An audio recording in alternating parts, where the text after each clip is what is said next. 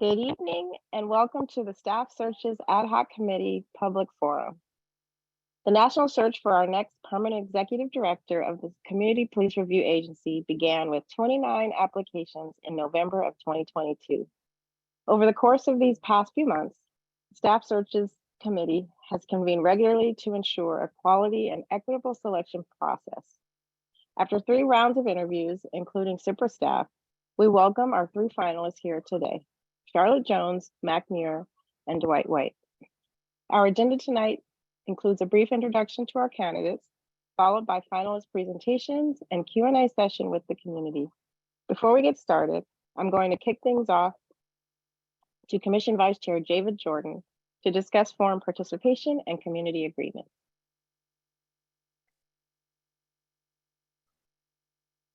Hi there. We are hoping for robust engagement with the community today. The whole purpose of this meeting, this Zoom, is to get a sense of how the community is responding to our applicants. To that end, we are hoping that folks can submit questions for the candidates via the Zoom Q&A built in. We do ask that folks limit those questions to things that sort of fall within the duties of the applicants potentially, and also potentially don't get us into any trouble around sort of HR related issues, because that is pertinent to our task here. Additionally, we will be vetting those questions so as to not sort of have redundant, repetitive questions, and doing our best to sort of select the most pertinent questions given what we've already heard from the applicants. We will also do our best to sort of fit them in within the time available to us. Additionally, personal opinions or comments about the candidates themselves would not necessarily be appropriate within the chat, but if you do have opinions that you would like to share, you can email them to the commission at our email address, which is here on the slide. Thank you. Okay, before I start us off, I'd like to remind the members of the public that they can find tonight's agenda and all our candidate bios on the Staff Search Ad Hoc webpage on the Commission website. Now, the committee will rotate reading bios submitted by our finalists. I will introduce our first candidate, Ms. Charlotte Jones. Charlotte Jones is the interim executive director for Oakland's Community Police Review Agency, CPRA. Prior to accepting this appointment in December 2022, she began her work with CPRA as the organization's chief of staff in April 2022. In both positions, Jones has found to lead with her expertise in civilian oversight, working tirelessly for the benefit and betterment of the organization and the city of Oakland more broadly. While she has done much work of which she is proud of in the last year, the strides she has made in establishing the first standard operating procedures for CPRA and in implementing many important policy changes notably stands out. Jones received her bachelor's in sociology from the University of Michigan, Dearborn, and her law degree from Wayne State University. Raised in Detroit, she spent 28 years working in public service, including over 22 years working in civilian oversight. Through this service, she became intimately aware of the methods, functions, and purpose of civilian oversight, having conducted and reviewed thousands of investigations throughout her tenure. Jones also stands as a subject matter expert on the work it takes to establish a viable civilian oversight unit in the face of significant scrutiny by the Department of Justice, having played a pivotal role in overhauling the operating procedures and investigative practices of OCI, during its 13 years under federal consent decree. The work Jones conducted in Detroit as both investigator and later the leader of an investigative team has provided her with crucial insight into the field of civilian oversight down to the minute details. As a recent transplant to Oakland, Ms. Jones has spent the last year growing increasingly acclimated to the city and its civilian oversight needs. Her passion for and dedication to the betterment of the community through the assurance of their safety is matched only by the experience and knowledge she brings to the role. Our next candidate is Mac Muir. Raised in Oakland, Mac Muir is a recognized expert on civilian oversight of law enforcement.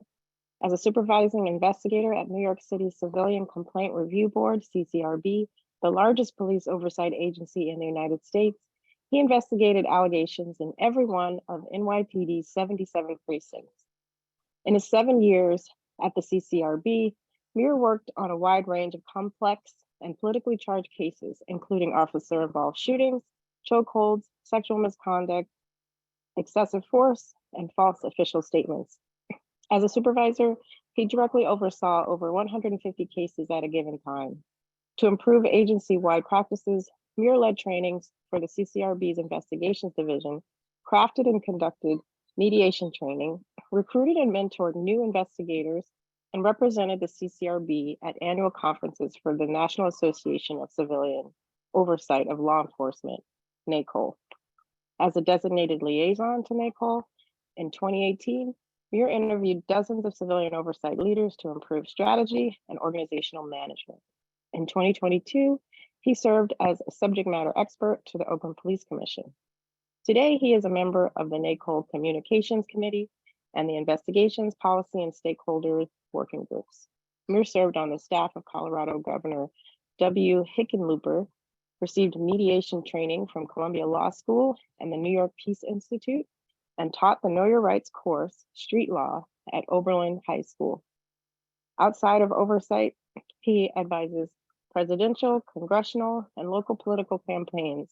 He holds a BA from Oberlin College in Politics and Africana Studies, where his studies focused on the history of the Oakland Police Department and the negotiated settlement agreement.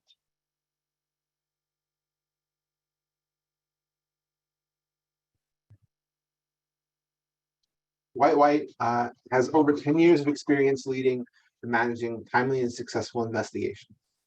He is the inaugural Inspector General for the city of Sacramento, where he created the city's current investigatory process for civilian oversight. Mr. White utilizes his interpersonal skills and technical acumen to establish internal policies and procedures that foster fair, thorough investigations, while also promoting community relations. Mr. White collaborated with the Sacramento Police Department to create an investigative process that is timely, impartial, independent, and confidential for all officer-involved shootings, serious bodily injury, and in-custody deaths. Mr. White also oversees misconduct investigations, including excessive force, conduct unbecoming, domestic violence, and improper search and seizure. Mr. White has extensive experience in both criminal and administrative investigations. Prior to his work in Sacramento, he became a certified lead homicide investigator for the City of Chicago's Civilian Office of Police Accountability, COPA. Mr. White conducted several high-profile investigations involving officer shootings, excessive force, constitutional violations of members of the Chicago Police Department. Dwight grew up in Chicago, Illinois. He earned his Bachelor's of Science degree in Information Assurance and Security Engineering from DePaul University. He also earned his Juris Doctorate from the University of Illinois, Chicago Law School. Thank you so much, Vice Chair Jordan and Commissioner Howell. Now we'll hear directly from our finalists on the following topic. Given the challenges the CPRA is currently facing as it evolves to take over IAD responsibilities, what is your plan and vision for the next 90 days as Executive Director? Include your thoughts on staffing and the IAD transition. Each finalist will receive up to 15 minutes to present their responses. First up is Charlotte Jones. Good evening, commissioners and members of the public. Thank you very much for this opportunity to participate in this forum and give this presentation as you make this very important decision for the next permanent executive director of CPRA. So I'm going to start by sharing my screen. And I'll give every candidate a 1 minute heads up when they're approaching their 1 minute of 15 minutes, since you won't be able to see the timer while the candidate is sharing their screen.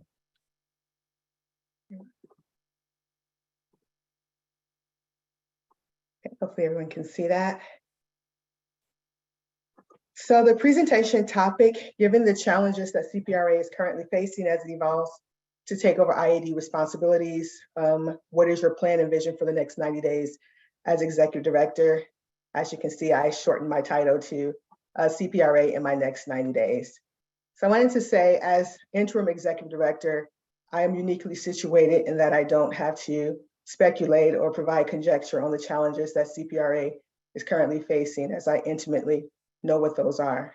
Additionally, I've had the opportunity to show what I am able to do in my first 90 days and my first 180 days, and hopefully continue going forward. The summary of topics that this presentation will cover include background of the IAD transition, challenges facing CPRA, and other considerations.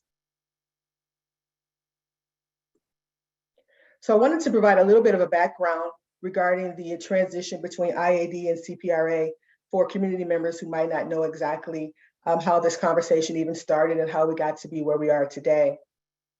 So over the course of years, the Oakland community really became disillusioned with Oakland's public safety system, in that they believed the police department was providing, or the police department wasn't able to fairly police themselves, that they were receiving inadequate service and inequitable results. Additionally, there was frustrations around the fact that the department was unable to reach full compliance with the negotiated settlement agreement, or the NSA.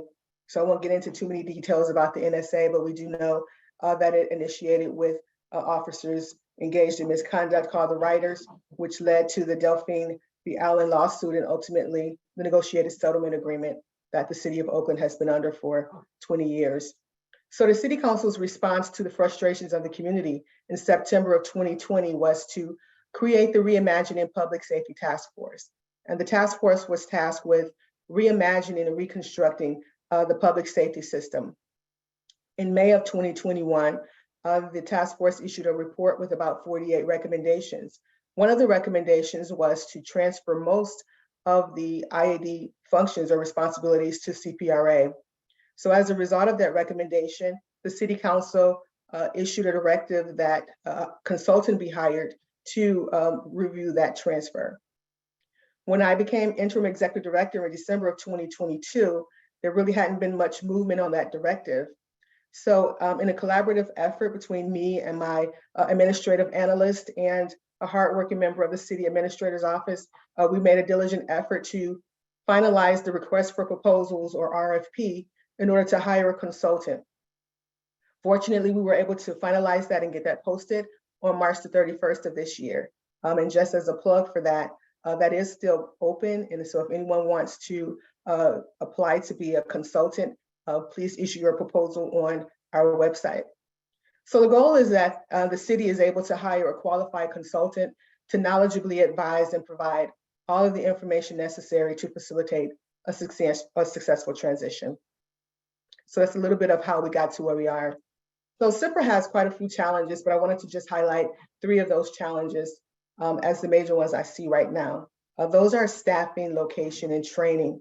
So I wanted to present this presentation in a past, present, future type format so that you can see where CPRA was, at least when I started, where we've been able to bring them to, and what we plan for the future.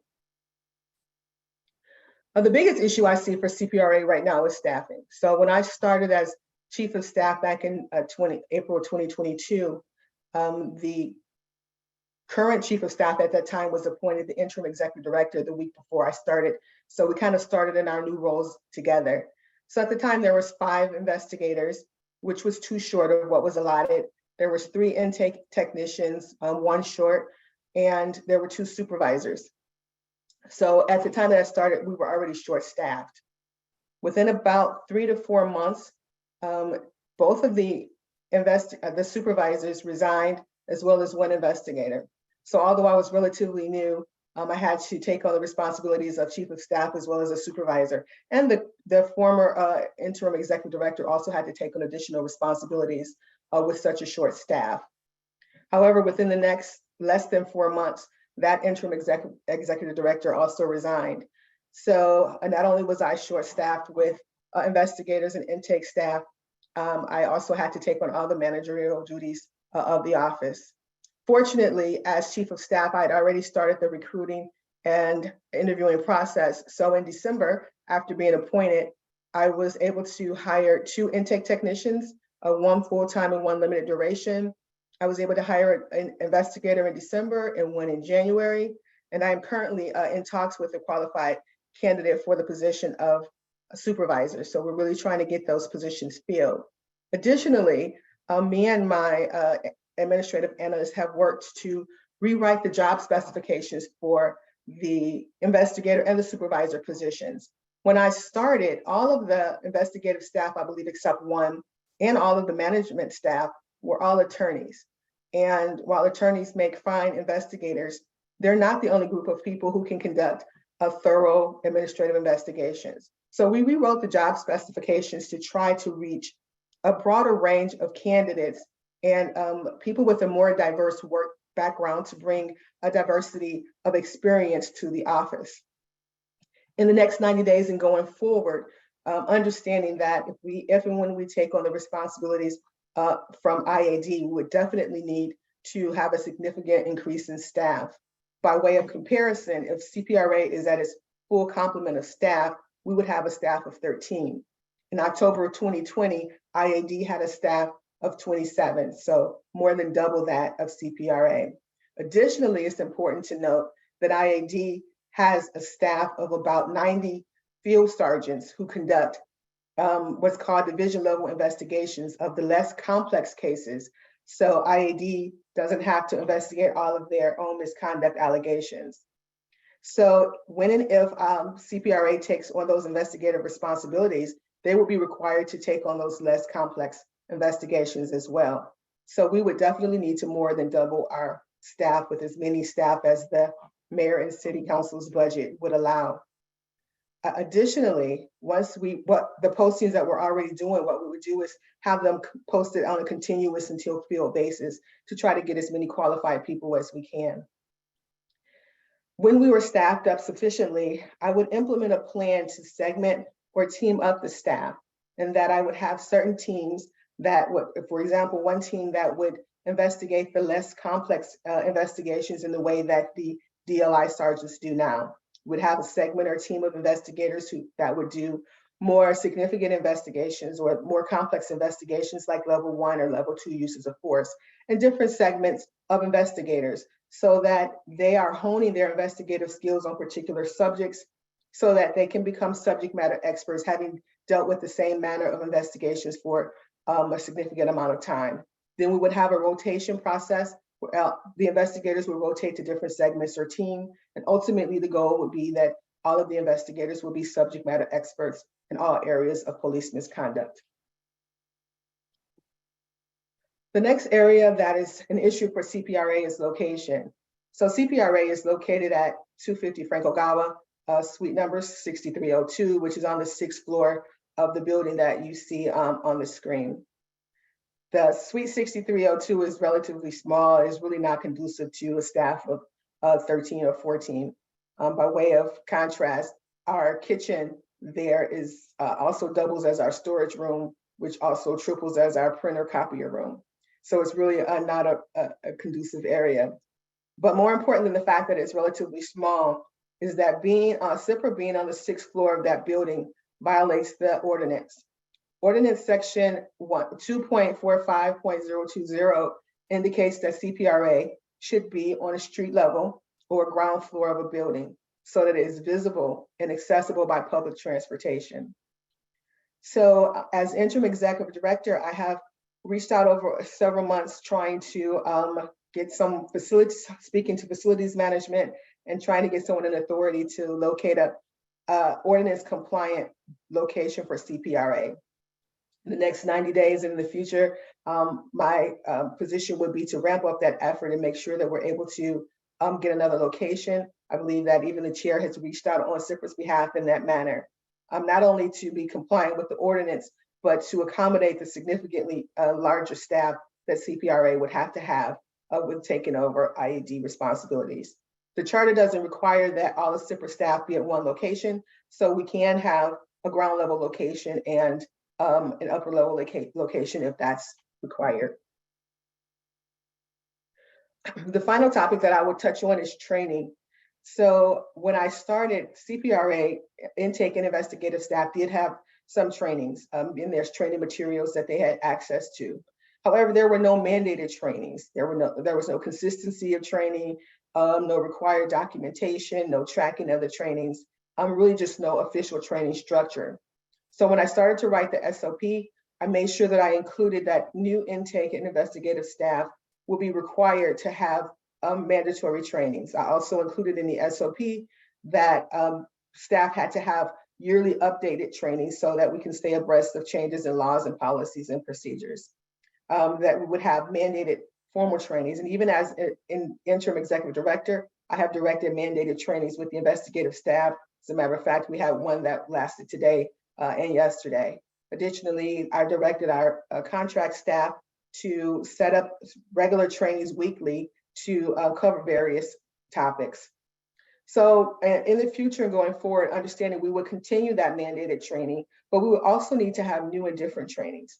And the reason for that is if we were to take on, if and when we take on IED responsibilities, that will require the CPRA staff to conduct investigations that require that they collect their own evidence. At this time, the CPRA staff, they do conduct independent and separate investigations, but they primarily rely on evidence that's collected by IAD.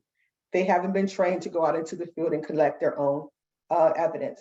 I come from a background of 22 years plus that we were field investigators and we went out in the field and collected our own evidence. But I understand for CPRA as the executive director, I would need to make sure that my staff had that training as well. That would require that they learn how to conduct canvasses and identify witnesses, verify information, conduct field information interviews in the field, trainings that they don't currently have, that it will be my responsibility to make sure that they have.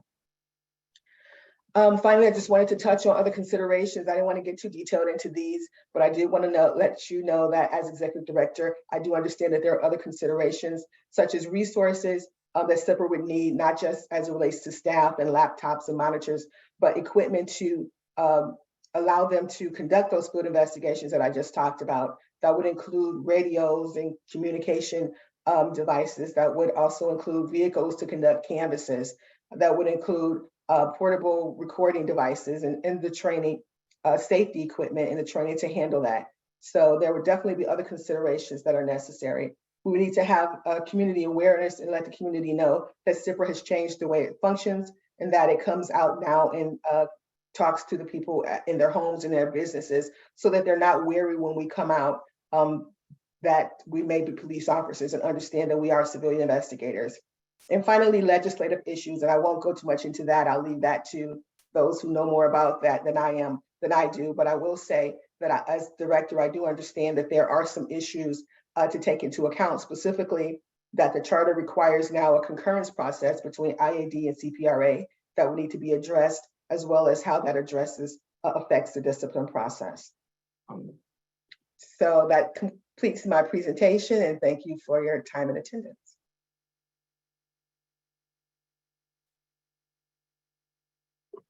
Thank you. Next is Mac here. Fantastic. Can you hear me all right? Yes. Great. And I'm going to share my screen here. Just give me a moment as I. Sure. I won't start the clock until you let me know. Yes. And I'm. Make sure this.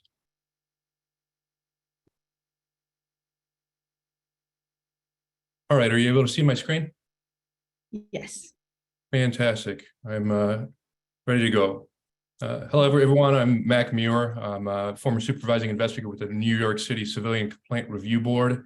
And I'd like to give you my vision for the first 90 days in which I'd be executive director of the CPRA and the path to NSA compliance.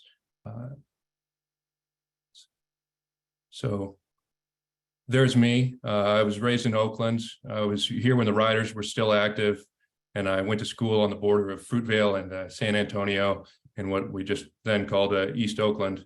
In high school, I taught at the Little Bobby Hutton Literacy Campaign, and I was here when Oscar Grant was killed at Fruitvale Station. I studied the NSA in college, and in 2021, I was a finalist to become the Oakland Police Commissioner's first Inspector General. And in 2022, I served as a subject matter expert to this commission. So I want to discuss three central themes of my first 90 days of office, and I think they would spill over beyond that. But I want to begin with trust, triage, and transition. And trust, I think, is the most important point here, and it's appropriate that it's first. For me, the core of civilian oversight is trust. It's building trust with a lot of different stakeholders. And for me, I'd be able to build that trust by leveraging my Oakland roots and my expertise in civilian oversight. This would begin with speaking to government stakeholders and establishing a communication plan with the commission, the monitoring team, the mayor's office, the department, the inspector general, and the OPOA. So we're in a joint effort to reach NSA compliance and also to identify the real path for the CPRA going forward. The most important stakeholder here is going to be the community itself, though, and the public in Oakland. I think that it's going to be the role of the CPRA director to share the transition plan and build excitement around the upcoming IAD to CPRA transition, especially because it's really a seminal moment in the history of civilian oversight of law enforcement. Oakland has a rich history of activism, and my experience as a local educator builds credibility in those spaces, and I'd be able to leverage those relationships to build a better relationship between the CPRA and the public. And to that point, I've already, in speaking to community leaders, I got a commitment from the JAMS Foundation. That's the foundation for the largest corporate arbitration and mediation organization in the country, to finance creating a mediation program for the CPRA and to partner with the agency in establishing that program. I'm happy to talk more about that with the commissioners, and I have in my interviews beforehand. So I'm very excited about that, and I think it exemplifies my commitment to this particular position. Third here, when it comes to building trust, is internal action. So this is going to be in building relationships with CPRA staff to diagnose workflow issues, improve staff morale, prepare for the upcoming transition, and alleviate CPRA stress. I think I bring a lot of expertise in internal action in particular. At the CCRB, we had about 15,000 cases that we received every year, somewhere between 4,000 and 7,000 of which were fully investigated every year. And this is an agency of about 200 people. Everyone was always asked to prioritize everything.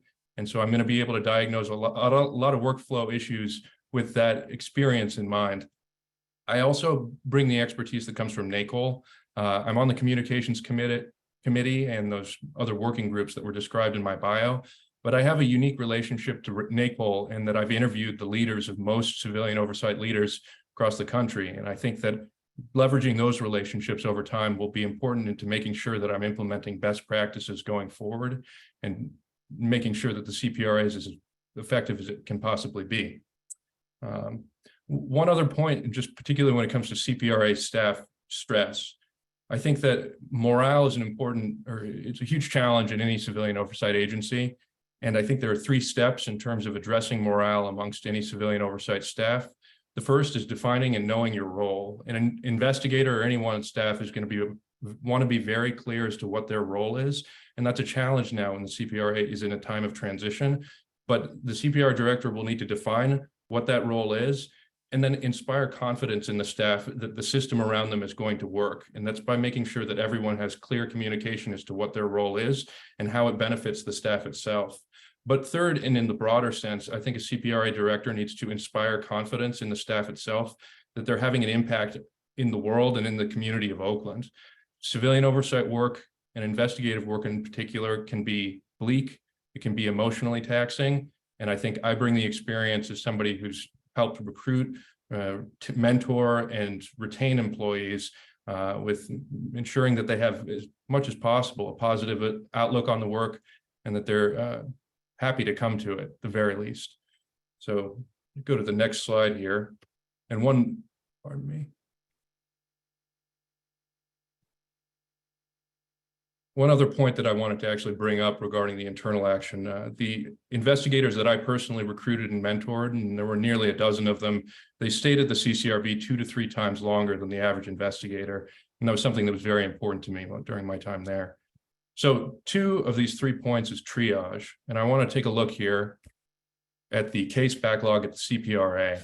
So I understand that this has changed since December 2022, but the last time I know it was publicly reported, there were 155 cases under investigation by the CPRA. At the CCRB, I would supervise between 100 and 200 cases at a given time. So I'll have some expertise as to how to manage a caseload like this. A goal for me at this point would be use the best practices that I know in order to prioritize the cases that need to be closed in order to reach NSA compliance, and also to inspire confidence in the monitoring team that the CPRA can take on the load of IAD going forward. So one proposal that I would have to the commission is hiring contract investigators. It's my understanding that after George Floyd was murdered, there were 2 contract investigators brought on to help with the backload of cases. And I think given that this transition from IAD to the CPRA is going to happen relatively soon, I think that there's an opportunity to hire contracted investigators to bring the caseload down so you can have a smooth transition of cases as they move, again, from IAD to CPRA, perhaps case subject by case subject. There's a lot of different ways that can be structured. I, as a leader, would be hands-on with the investigations. That would mean reviewing them when necessary, making sure that we're upholding the highest investigative standards, and at the same time understanding every aspect of the CPRA process that's unique as opposed to the one I'm familiar with in New York. I understand these agencies are actually structured quite similarly, so there won't be that much of a transition for me in terms of a supervisory role. And given that it's such a large agency, I think I'm actually able to get a little creative in terms of how those dynamics work. Also, as we triage these cases, I think it's important to flag issues for the monitoring team. I understand that because of Task 45, they're looking for disciplinary issues when it comes to disparities, say between Black and white officers in particular. And I would have an eye on that given my familiarity already with the NSA and that I've been following the monitor's progress over the last 20 years.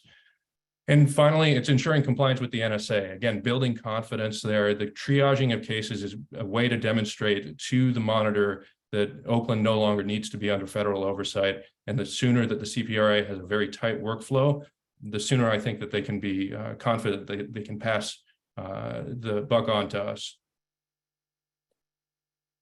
So the third point, and at the core of this, is the IAD is transition. It's the IAD to CPRA transition. And if you take a look at the statistics over here on the right in the line graph, you'll see that the CPRA budget is going up over the course of fiscal year 21 through fiscal year 25.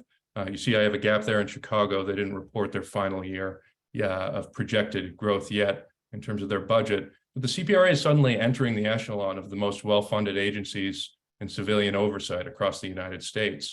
And being prepared for that unprecedented growth, ideally, and I mean, I would argue that it would be most valuable to have somebody from an agency that's already dealt with that type of growth before.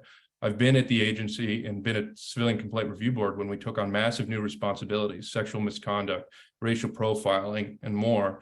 And I think that as I go here to the next slide, you'll see not only is this important in terms of Oakland and the city and the police commission taking on this greater responsibility, but you'll see this here is a ratio, the amount of dollars spent per civilian investigation relative to the number of officers. So you'll see Oakland and San Francisco spend more on civilian oversight investigations per officer than Chicago or New York by a long shot. But here by fiscal year 24-25, we're looking at Oakland as being the city that's investing the most in the country, as far as I understand it, into civilian investigations, more than any other department, more than any other oversight apparatus. And I believe that it'll take building a transition plan with somebody who's had experience scaling out projects on that larger scale And the responsibility is a major part of this. And if the CPRA is going to be the most well-funded oversight entity in the United States, then there's a responsibility to get it right. And I'm from Oakland, and I care deeply about this issue, and I've demonstrated that care for a long time. You'll know that you can count on me for that, and that I'll bring every ounce of experience and collaboration and expertise to this project as I possibly can. Pardon me. So in terms of the way that I think about investigations, I do want to just say I focus, the balance as a supervisor is about speed and quality, right? So in the investigations themselves, you want to make sure they're done in a timely fashion. And I think I'll speak later in terms of the prioritization on that front, but there's quality too. I personally investigated what is the largest case in the history of the Civilian Complaint Review Board. That was a case that lasted several years, sprawling in multiple investigations, and ultimately had an officer resign in the face of potential criminal misconduct, multiple false official statements, and so on. I can also say in terms of scaling out an organization, again, I've been in those meetings in City Council in New York where they're voting to expand our budget and authority. I've been there when we expand our authority to sexual misconduct, racial profiling, and seeing the very minute details that make the difference between doing something all right and doing it really well. And I've been sitting there with the prosecution during the closing arguments as the CCRB successfully prosecuted Daniel Pantaleo for killing Eric Garner, and we got him fired. And I've seen the implication of that, and I've been there when the stakes are very high. So I'd hope that I'm able to bring that expertise, because I've seen scaling up at its best and its worst, and I can bring all those lessons back to Oakland. So in summary, I'd just like to look back at this sort of 90-day plan heading into the federal monitor's hearing in September.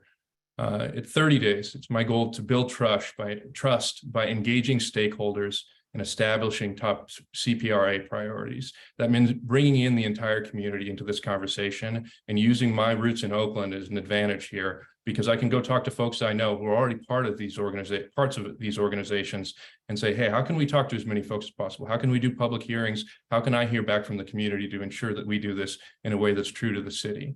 Then by day 45, case triage is fully engaged. I'll have a sense of how the case investigative workflow is going and how we can change that to ensure that the case docket goes significantly down by day 90. Within 60 days, we're going to look at the CCRB working hand in hand with the consultant. As Interim Director Jones mentioned before, there will be a consultant who is there specifically to facilitate this transition, and the CPRA director will have to explain to them how a lot of these investigative processes work with IAD to ensure that there can be the transition in so many ways, and there's so many technical difficulties that you'll need investigative expertise in order to make that transition smooth. And by day 75, as the case is closed, we're going to be communicating those developments to the commission, to the city, and to the monitoring team. I think that one of the big things that as we're doing that, we can be flagging issues so that all of these communications will have that central goal of ensuring that by the time we hit that September hearing with the federal monitor, that the monitoring team is comfortable with the CPRA taking on this new role, that we've demonstrated competence, that we've demonstrated the ability to scale up.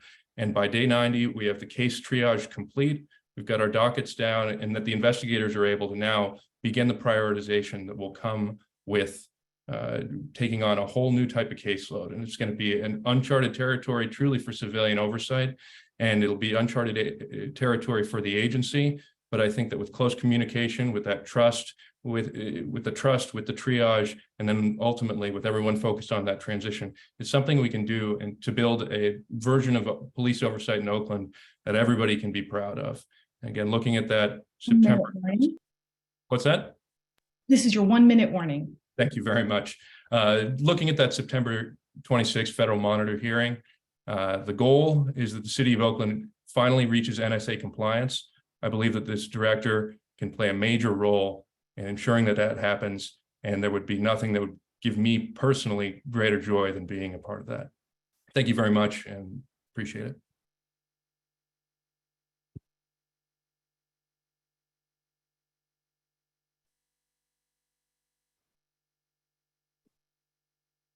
Thank you. And next we have Dwight White. Hey, can you hear me okay? Yes. And whenever you're ready to start sharing your screen, you can let me know. All right.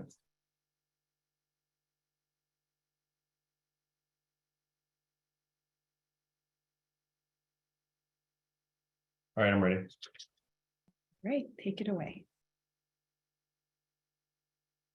Hello, everyone. My name is Dwight White. I am the Inspector General for the City of Sacramento.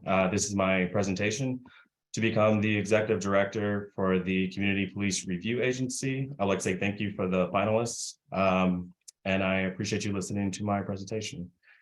The first issue is, given the challenges that CPRA is currently facing as it involves to take over IAD responsibilities, what is your plan and vision for the next 90 days as executive director? Include your thoughts on staffing and transition. I believe this is a pretty complex process that should be completed in steps and phases. Taking over the responsibilities of IAD means CPRA will be investigating new cases that is likely never investigated before. And it also means that the agency needs to build new relationships and partner with organizations that it is not likely partnered with before. The first thing I would do as executive director is ensure that my people, the CPRA staff, feel supported in their investigations. Therefore, for the first 30 days as executive director, I'd want to do one-on-one interviews or meetings with every single member of CPRA staff. I want to know how the culture is. I want to know in their eyes what's working, what can be improved upon.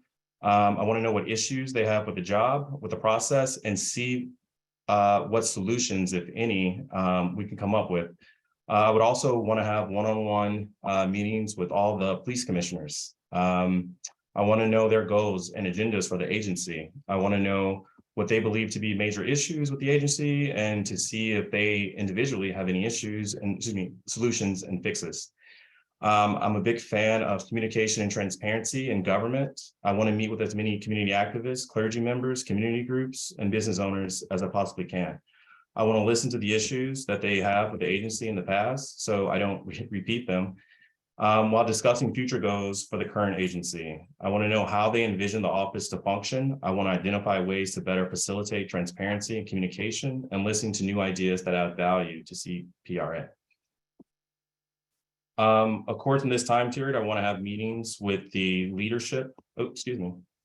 Meetings with leadership, with the police department and the police unions. Taking over IAD means we will need new relationships with new divisions in the departments. So not just IAD, but the crisis incident team, with the education and training division, with the police union. I would definitely want one-on-one meetings with each one of those stakeholders as well. Lastly, I want to build relationships with new agencies so we can get our information directly from the source and we don't rely so heavily on the police department. We need to build relationships with the county coroner's office for officer-involved shootings, crime labs to get test results, the Department of Justice, different agencies for different levels of information. In the first 60 days or the next 60 days, I want to focus on process improvement. I want to use this time to perform a step-by-step analysis of each investigative step, to the way cases are initiated, to the way they're triaged, to the way information is gathered, to the way decisions are made, to the way reports are written. And taking it step by step, I want to try to systematically remove operational waste. I want to be able to identify bottlenecks within the current investigative process. I want to review the policies, the standard operating procedures, the investigative manuals for the agency with an eye on making the current investigative process run more efficient and professional. I also want to continue to build those relationships with community members. I want to be able to understand the trauma within the community and build relationships that are continuous throughout my tenure as executive director.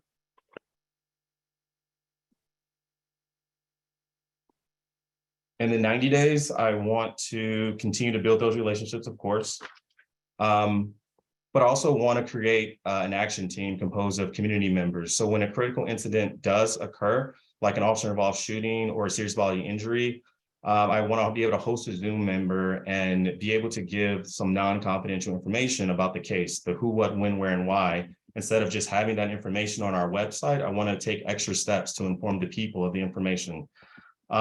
Additionally, I want to lay the groundwork for the transfer of the responsibilities from IAD to CPRA. So after we build the relationships and we tighten up our internal investigatory process, it's time to start having those discussions about the logistics of transferring cases over from IAD to CPRA. Personally, I work for the Civilian Oversight Agency in Chicago called the Civilian Oversight of Police Accountability, COPA. COPA is a standalone agency comprised of civilian oversight investigators. The director of COPA answers directly to the mayor. And COPA does the investigations for the Chicago Police Department. So I thought that that was a good framework. I've worked there. I know intimately how these investigations are run. And I think the biggest issue or the first step is to identify the jurisdiction of CPRA. I think the jurisdiction should be written into the city charter or codified in the memorandum of understanding between the CPRA and the police department or directive from the city. I believe that some cases probably should remain with the police department, such as the uniform violations, the medical role abuse cases. The cases that are merely operational should probably stay with the police department, so the investigators can be focused on the investigations that the community expects us to do. This slideshow just shows kind of what cases that COPA investigates and what cases that CPD investigates. Obviously, we don't have to copy this, but I think the framework is already there to do the kind of investigations that CPRA wants to be done. And I have that as phase 1, step 2. For step 3 in the process is access, and that's ensuring that the measure S1 is being fully executed. It's making sure that our investigative staff have direct and instant access to the police reports, to the same databases that the police department uses, and also, yes, making sure that our investigators, have the same access that the police uses. If CPRA is to do the work that the police department does, then we need to have the same access that the police department has. This step also ensures that we establish independent relationships with the area crime laboratories, with the coroner's office, with the district attorney's office, with the area detention facilities, with the hospitals to get the reports, so we don't rely so heavily on the police department.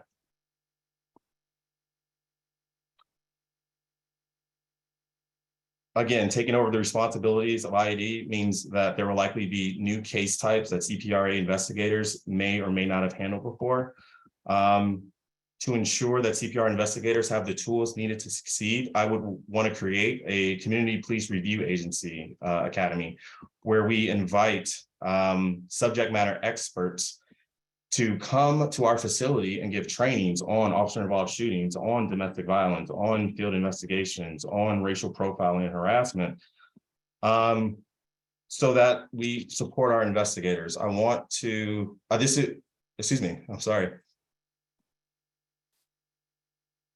I want to support investigations by training our staff to ensure that the office is foundationally settled, making sure that the investigators can do the job that we expect them to do. And part of that is training them on doing the job. This should be continual as well. We can also invite police commissioners and the community to some of the trainings. But obtaining the knowledge and the skills and the resources to appropriately investigate police misconduct in Oakland is key here. So for a quick recap, the first step is to build the relationships with the agencies, with the community, with the police department, the different sections in the police department. Step 2 is to establish a clear jurisdiction. I know in COPA, when I used to work there, we had a ordinance that gave us our jurisdiction and what case types that we would investigate. That needs to be done. Step 3, the access, measure S1 is good, but I want to make sure that the investigators have the tools needed to investigate the cases. And then step 4 involves the training. I want to make sure that our investigative staff can actually has the technical acumen to do the trainings that we expect them to do. So that is phase 1. Phase 2, I focused more on hiring. I think the next budget cycle, hiring is going to be key. This is a rudimentary drawing that I made of what kind of the office is now. I think there's only one supervisor investigator. But in 2019, CPRA received 500 complaints. In 2022, CPRA received 642 complaints. I think those complaints are only going to go up with the additional responsibilities of CPRA. Therefore, I thought it'd be best to focus more on investigations and hiring investigations to do the job. And like other panelists said, I think it's important to have investigative teams, like a team that handles serious bodily injury or officer-involved shootings, a team that handles constitutional law violations, an investigative team that handles racial profiling or neglect of duty or harassment. I think that's important because then we can kind of see problem officers, we can see problem areas, and the investigators can communicate with each other, and we can make subject matter experts in our own agency. So yeah, this is the presentation. Again, I think that in order to really get to the nitty-gritty of taking on the endeavor of taking over for IAD, the first thing that needs to happen is we have to build relationships and build procedures and policies with partnering agencies.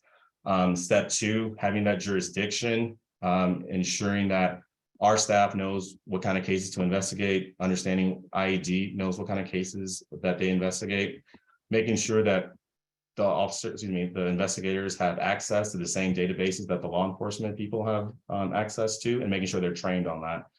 And then step 4, being trained on the different topics and the different cases that the investigators will investigate. So that is my presentation.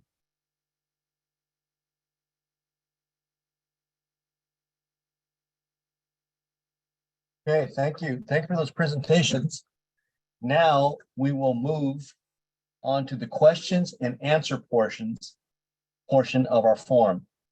Each finalist will receive up to 3 minutes to answer questions selected by the committee. These questions have been shaped by community feedback, and we'd like to thank everyone who took the time to share their thoughts throughout this process. I will start with question 1. What is the investigative and research process that must be taken to produce consistent, complete, and timely professional investigations with clear expectations and accountability measures? If you need to repeat that, let me know.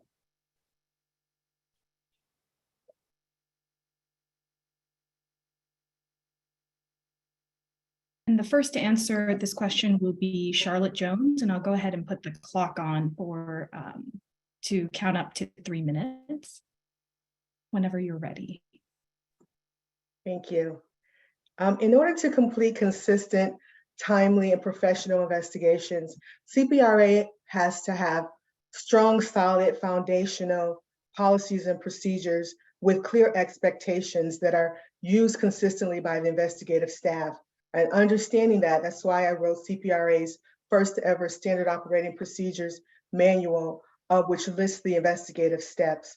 Understanding that the document is a living document that will certainly change as laws change and best practices are discovered. But I believe that I've given CPRA a strong, solid base on which to start. I would say the methodology in investigating complaints varies a bit depending on what you're investigating. But the crux of a thorough, objective investigation remains the same. And I like to sum that up in 3 key words for me. That is information, application, and analysis. So the investigator is required to obtain all of the necessary information and evidence that's required for a particular incident. But the most important information that they need to start with is the information from the complainant. They need to reach out to the complainant to find out exactly what their issue or complaint is, how it can be addressed so that we can know how to focus our investigation. Second is the application, and that's the research into the policies, procedures, and laws that are applicable and the way that the courts have interpreted and applied those laws. But the most important part of an investigation is the analysis. That's where we take all of the information that we've gathered, our knowledge about the policies, procedures, and law, and we combine those to make an objective assessment as to what those mean. Did this incident as alleged occur? Did the incident violate policies, procedures, or law? I believe that the accountability measures are built into the investigative and the review process, and that the investigators are required and accountable to document their steps, the decisions that they've made, their analysis and their findings. And when they sign a report, they're accountable for what they've, that the report is accurate and complete. And the same applies to the supervisors. Once they review those reports and they sign their name, they're accountable for what they're saying that report contains. I believe in order to have a professional investigation, you need to have investigators with certain skills. You need to have investigators who have prioritization skills, who have honed their investigative skills, who are detail-oriented, who have significant written communication skills. But ultimately, you need to have investigators who have a true desire to have accurate results. The CPRA director will ultimately be responsible for the accurate, clear, consistent, and timely investigations of CPRA. They're responsible and accountable to the staff, accountable to the commission, and most importantly, they're accountable to the open community. Thank you. Thank you. Next is McNair. Thank you very much. So I would like to begin with talking about deadlines. And I know it's an unpleasant thing in any workplace to deal with deadlines, but there are deadlines in civilian oversight. And I think part of any sort of efficient investigative process has deadlines built into it from day one. So I'm going to talk a little bit about the process in New York because I've had a lot of experience with setting these standards for cases.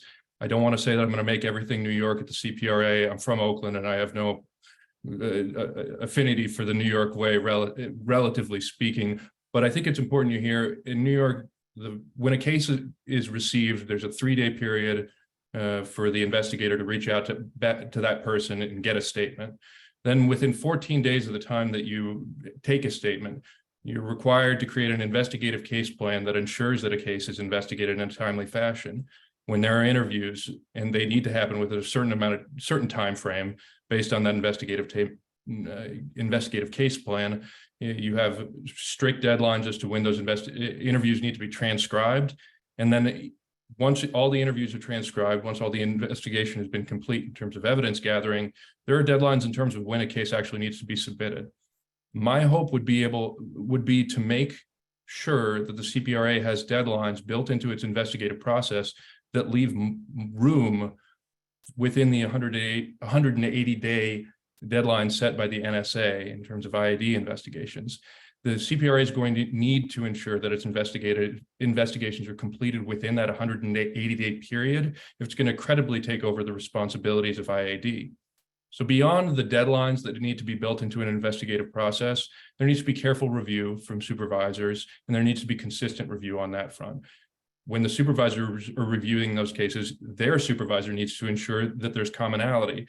One issue that you can have in civilian oversight, if there are 2 supervisors reviewing different groups of investigators' work, you can see different answers or different conclusions in the investigations, and it's imperative that there's consistency across every investigator at an agency. Different investigators might have a slightly different perspective on what a preponderance of the evidence is, but it's up to the supervisors and their supervisors, in this case, to the CPRA executive director, to ensure that there's a consistency there. Training is a very important part of consistent, complete, and timely professional investigations. The CCRB has an 8-week training. It's the model for the nation. It's what COPA built their training system off of. The person who trained me at the CCRB went to COPA and ran their investigations unit. and build out the COPA Academy that exists now. I'm very familiar with it. I've participated as a person being trained and as an instructor, and I would want to build in that curriculum to a CPRA investigator's experience. Further, I think you need video analysis, data collection, and the empowerment for every investigator to be excellent by setting the example as the executive director. Thank you. And next we have Mr. Dwight. Wait. Hello. Hello, whenever you're ready. Okay. I would say improving the investigative process, possibly using a Lean Six Sigma approach. I know Lean Six Sigma has been proven to work at companies such as Dell and Google and General Electric. Basically, it's taken a critical approach in analyzing every aspect of the business process, look for ways to make it more efficient. With that mindset, I would want to look at every step of CPRA's investigative process and analyze each level, each step on a micro level.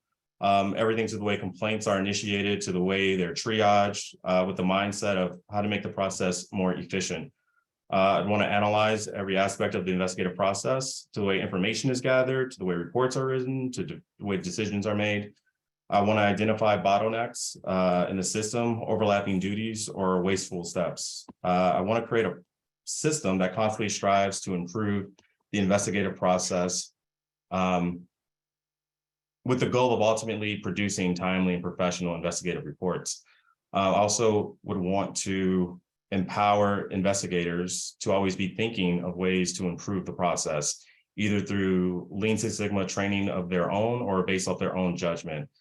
Another big thing I would want is clear policies and procedures. With clear policies and procedures, it becomes the culture of the office. Building a strong investigative process and having investigative manuals, having benchmarks that are set in place, I think create a culture of timely and professional investigations.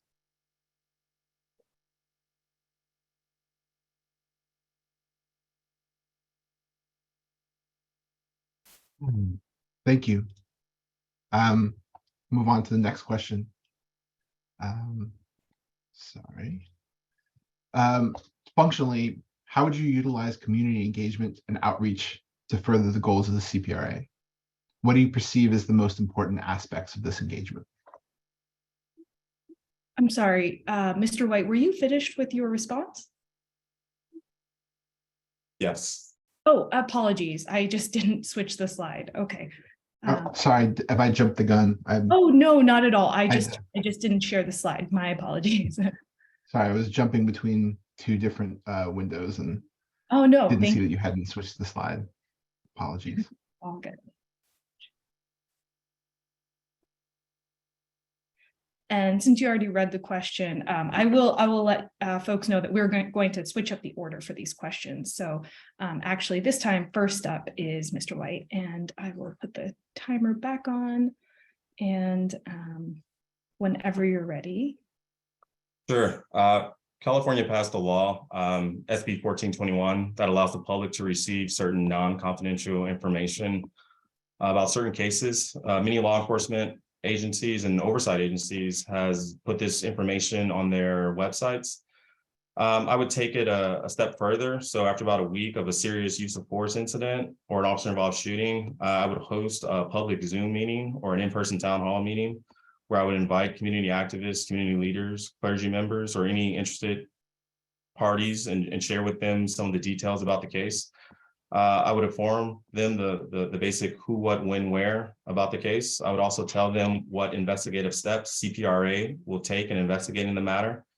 I would elicit their feedback to answer any questions the community may have on the onset of the investigation. These meetings can be recorded. I would also send the information to the email addresses of community members that sign up to receive it. I would also ensure that the confidentiality of the cases remained intact. If the budget permits, I would want to hire a community liaison person. This person would reach out to the families of the people who have been affected by a serious use of force. This person would help the family getting back the person's property or telling them case information and basically walking them through the steps. I would also want to publish redacted versions of our investigative reports on our website, as well as our advisory letters on our website. And I would want to make sure that the CPRA has a bigger presence on social media. Thank you. Thank you so much. Next is Charlotte Jones. Okay, so the mission of CPRA is to conduct effective, efficient investigation to allegations of police misconduct to assist in ensuring constitutional policing. And so we need to build and maintain community trust in order to affect that mission. If the community doesn't know who we are or what we do, then they won't file misconduct complaints and our mission fails. So community outreach and community engagement are crucial factors. But to me, they're a little bit different from each other. As far as CPRA is concerned with community outreach, my staff and I go to community events such as the extravaganza event that was held around the Easter holidays. Staff went to the town hall on youth incarceration and even the Oakland Spring Clean.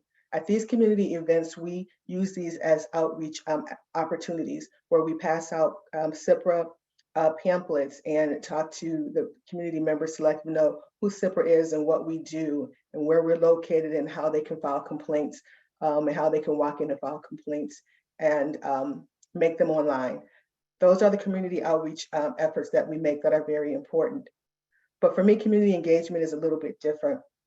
It's really more of an opportunity to directly engage with the community, to provide direct information, to make yourself available to answer questions in real time, to listen to concerns, and also to hear critiques if necessary.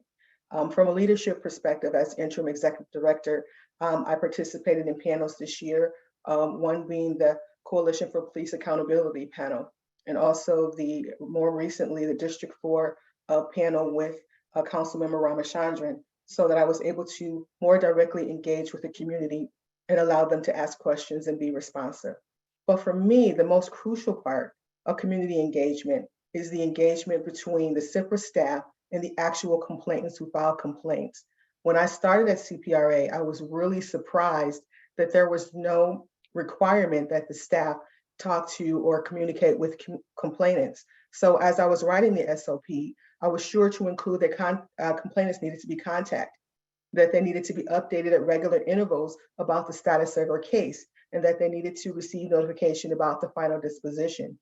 As interim executive director, even this year, I directed the investigative staff that for every new case they get, that they have to call the complainant directly, even if it's just to introduce themselves, to allow the complainant to provide more information if they need it, to let the complainant know that someone has listened to their concerns, that we can take their concerns seriously, that they're important, and that someone is conducting an investigation into their allegation.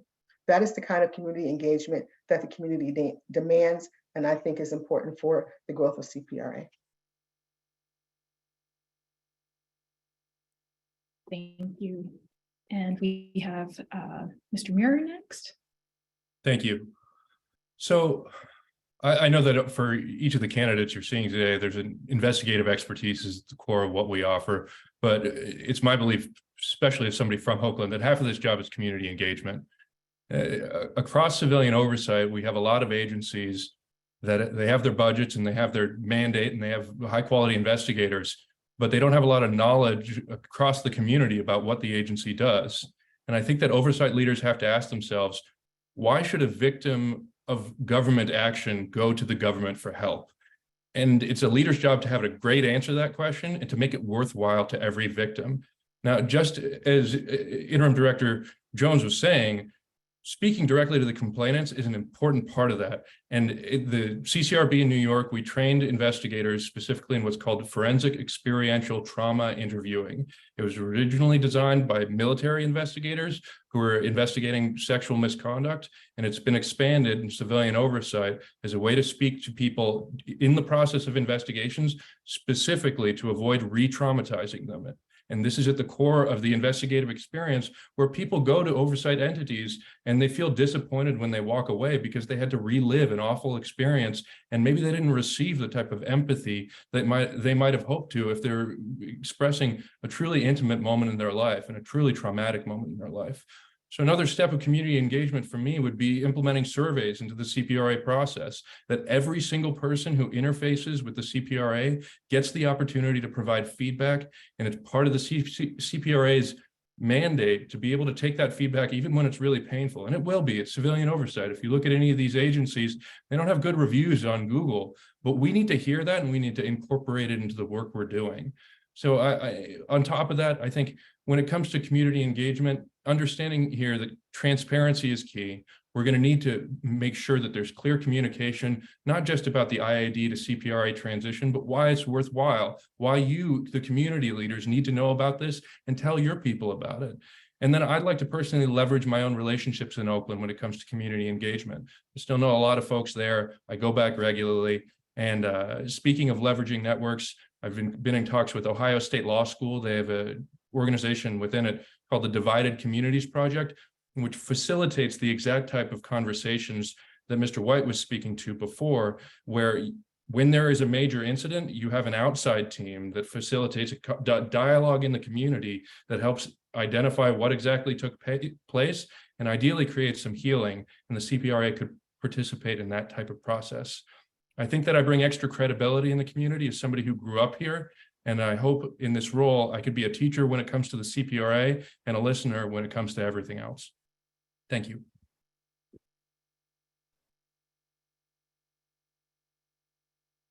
Thank you. All right. So building team morale and being supportive in an office that does emotionally difficult work will be important for this position. How would you address this as Executive Director of CPRA?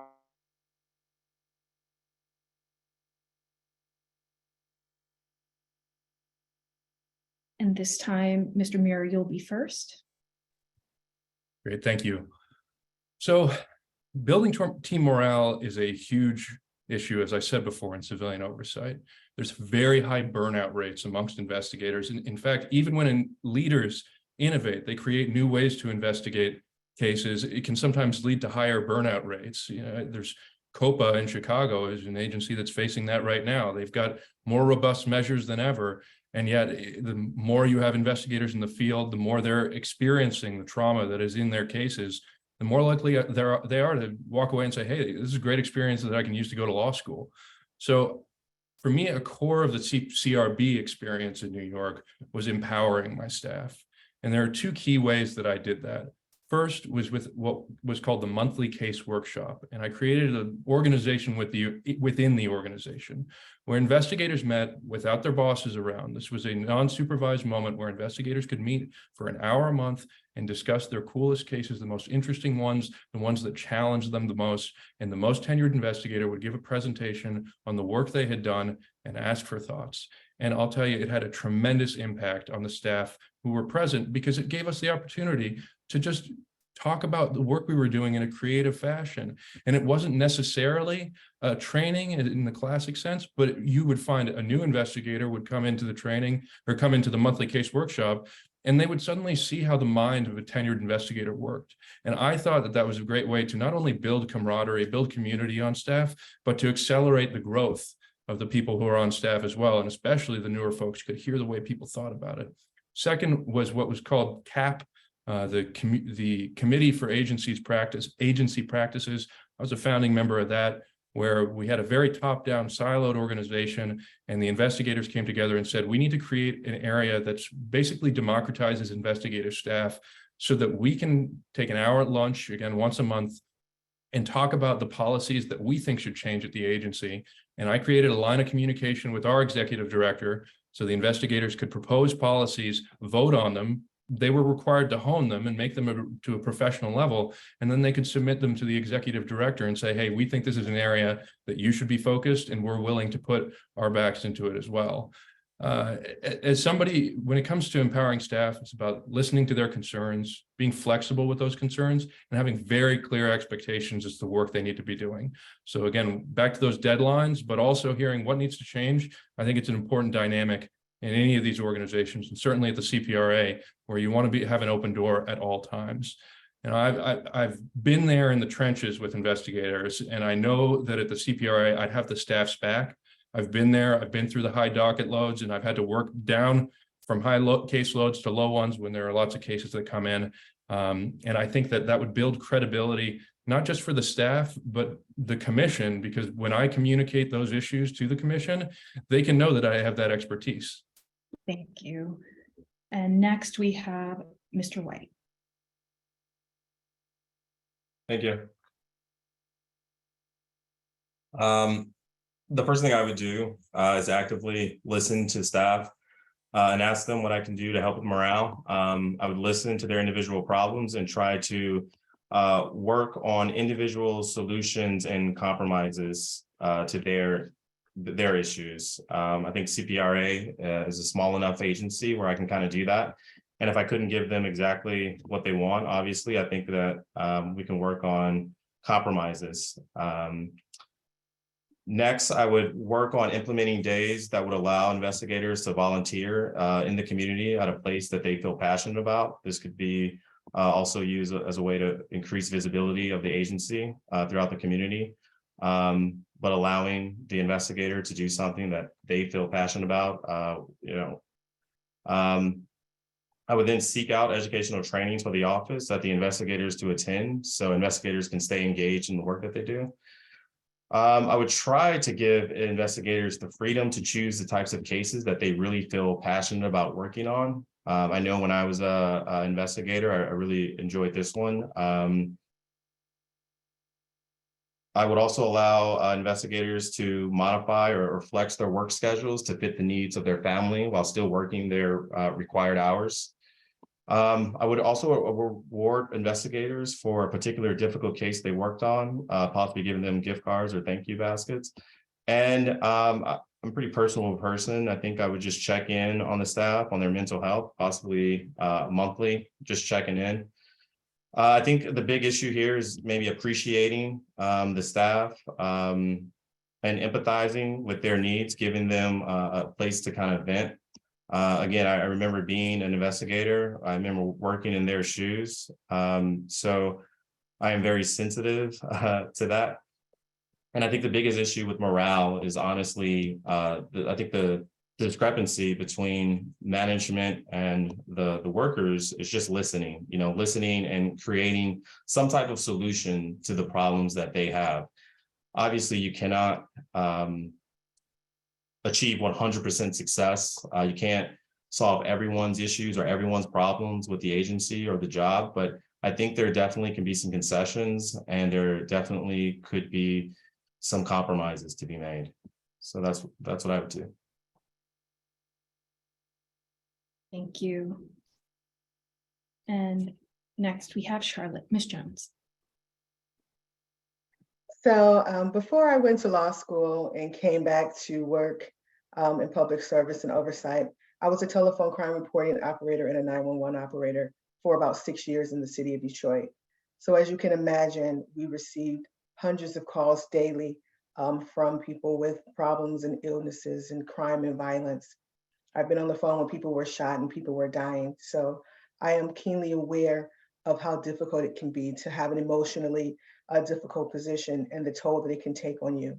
And while oversight doesn't have that immediate emotional impact that being a 911 operator did, it can still be a very difficult, emotionally difficult position.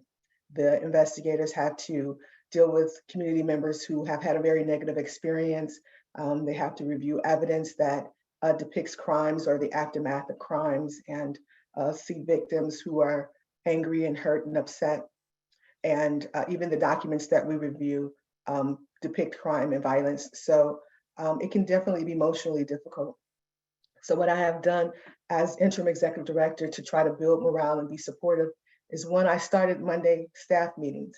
And those meetings aren't just for me to give information to the staff, but it's to allow them the opportunity to discuss with the group any issues that they have, any concerns, any challenges, so that and even vent if they want to, so that they know that they have a listening ear. Sometimes some of the staff prefer to speak to me individually, and they've asked me to do that, and I have accommodated that. I always wanted to be open and responsive to their concerns.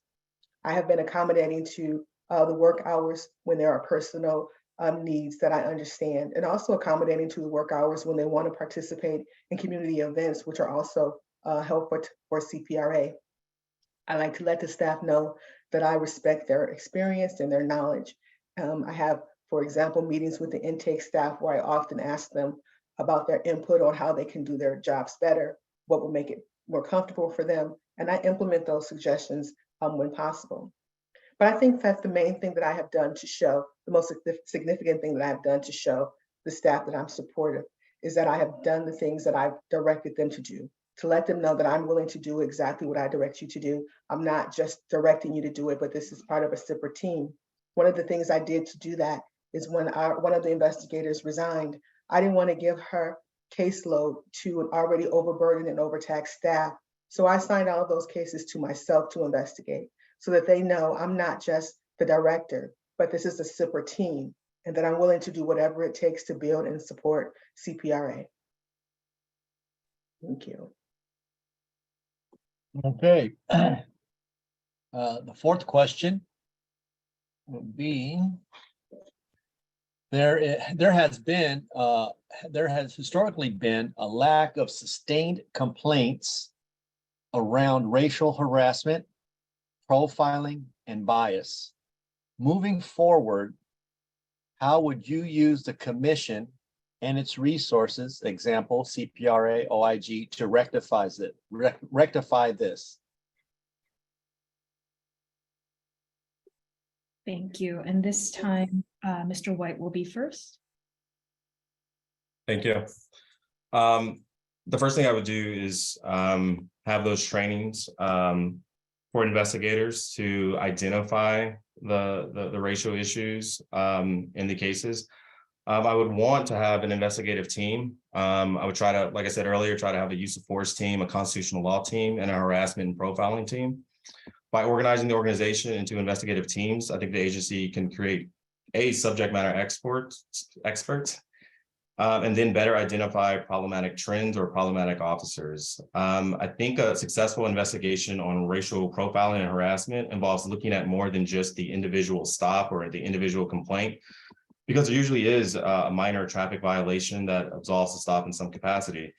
I think a successful investigation involves looking at the totality of the officer's conduct, looking at their ticket book, looking at where they stop people, the neighborhood they stop people in, the time of day, the race. I think those are all relevant factors. You have to look at every single person the officer stopped over the course of a time period, and then you would have to extrapolate certain patterns.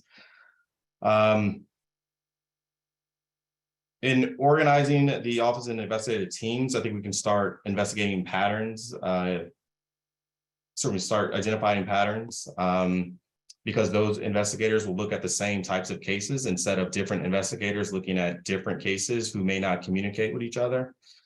I think another big problem that a lot of oversight agencies run into is that usually oversight agencies are only barely funded. So generally oversight agencies can only really handle the investigation.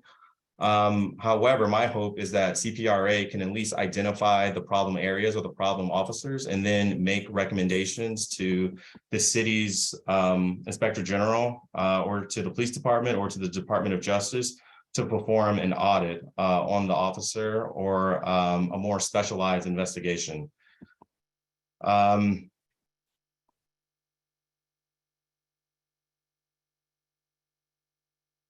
Yeah, I think that's the way to do that. Use CPRA to triage these cases, to identify the issue, identify the officers, and then recommend the OIG's office to do a more specialized audit or review, or the Department of Justice, or one of the partner agencies that we've built relationships with. I think that's the best way to handle that. Thank you. Thank you so much. Next is Mr. Muir. Thank you very much. Over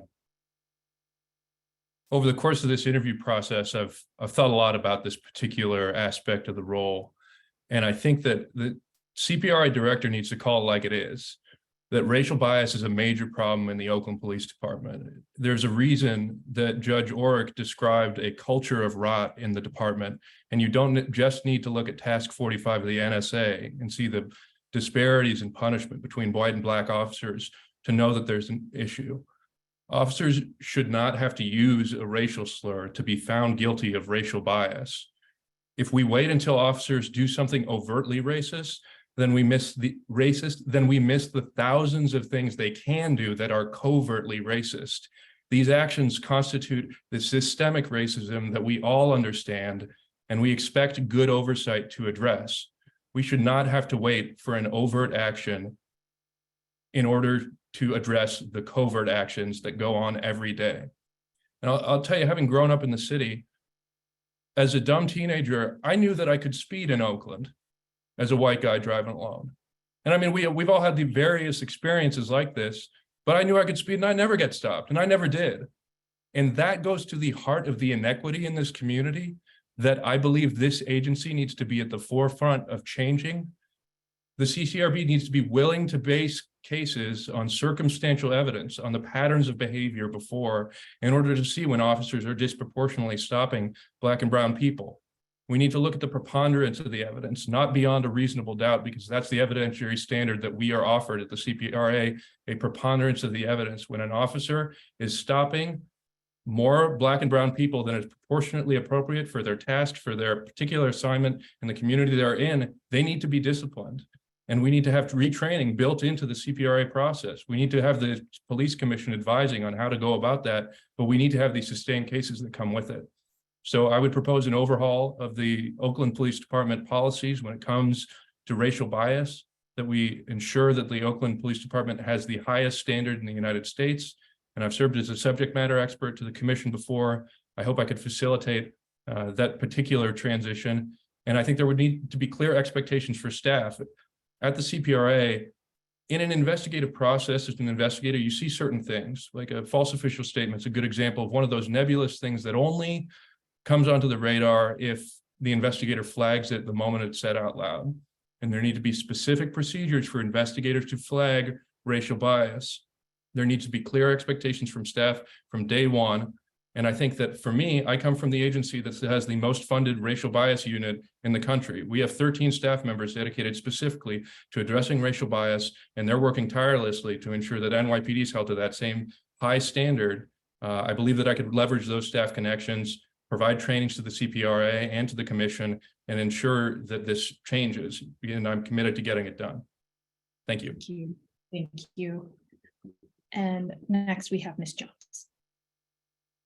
So we know that racism exists, right? It exists in the world, it exists in American society, it exists in the city of Oakland, and it exists in the Oakland Police Department. So unless we believe that there are no officers who are behaving out of bias or profiling or discriminating, the fact that neither OPD nor CPRA has ever been able to sustain such conduct is problematic. A discrimination allegation can be difficult to substantiate, but it's not impossible. And I have sustained such conduct in my career. One issue I see is really understanding what a discrimination allegation is.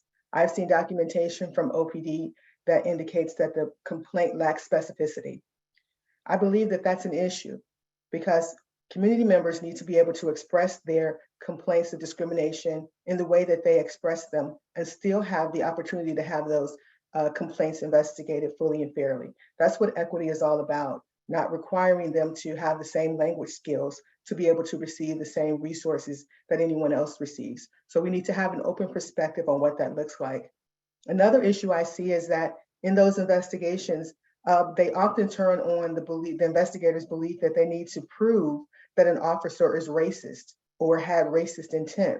While we know that it's difficult or rarely possible to prove that someone is racist or what they were thinking, my perspective is that we don't have to prove that an officer is racist or necessarily what they were even thinking. My focus is on their actions or their inactions, whether they have a conscious racist thought or subconscious bias. Additionally, I see investigations that turn on the fact of whether or not the officer's actions were legal. So the investigation finds that, well, because that action was legal, there was no discrimination. That is also not my perspective. Legal actions by officers can still be discriminatory. If an officer comes to a scene and there are 3 suspects, he may be able to legally detain all 3 of them. But if he chooses to only select the person of color and handcuff and detain them in the scout car while the other suspects get to walk around freely, then there's a disparity of treatment in the actions that they're taking, whether they're legal or not. So as the executive director, I would be sure to train my staff to be watchful for allegations that are not clear or supposedly not clear, so that we really understand what the complainants are complaining about. That we understand that our investigations are not about proving what people feel like or what they're necessarily thinking, and that legal actions can also be discriminatory. And so I can't speak to how many sustains that would result in, but I can say confidently that a change in perspective will ultimately result in a change in outcome. Thank you. Thank you. Thank you so much. At this time, we'll be taking a couple additional community questions from the chat. I will be reading those verbatim from our community members. The first is a question from Ms. Rashida Granage. What can CPRA contribute to ensuring that the culture of the police department, which continues to struggle with integrity, is reformed?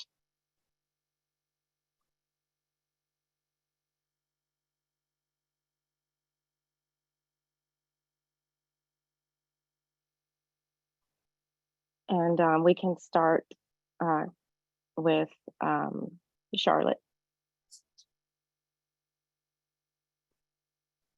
So CPRA can contribute to the ensuring that the culture of the police department is reformed. CPRA can make sure that it's accomplishing its mission. CPRA's mission is to make sure that officers are held accountable when necessary by conducting fair, effective, efficient, and timely investigations. I think we all have our roles to play in how this oversight process works. And CPRA's role specifically is to investigate allegations of misconduct. And I think that that's the significant contribution that we would contribute to the change in culture. When officers understand that they will be held responsible for the actions, their misconduct by CPRA, then I believe their actions will change. Or either if they don't change, we will ultimately get rid of those officers who aren't willing to change. And so I believe really understanding our role, being trained and having qualified investigators to effectively and efficiently complete that mission will significantly help to reform the culture of the police department. Thank you. And next we have Mr. White, and just to repeat the question, what can CPRA contribute to ensuring that the culture of the police department, which continues to struggle with integrity, is reformed?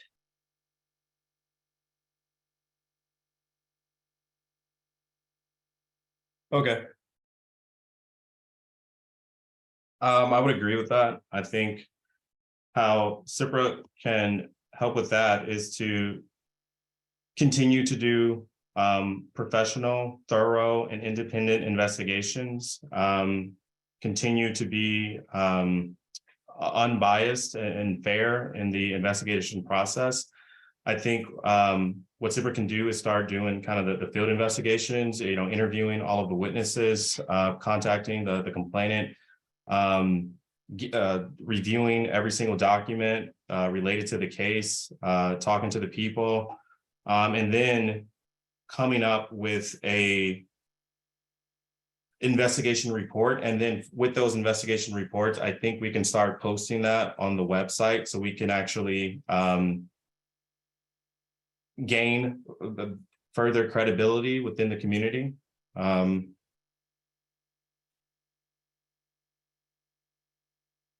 Yeah, I think the best way to do that is to make recommendations for the department from the data. We do these investigations, but the goal is obviously to do the investigation, but it's to change the departments, to change the culture, it's to change the way policing is done. And I think we do that from using the data that we collect from doing our investigations and doing something with that data, right?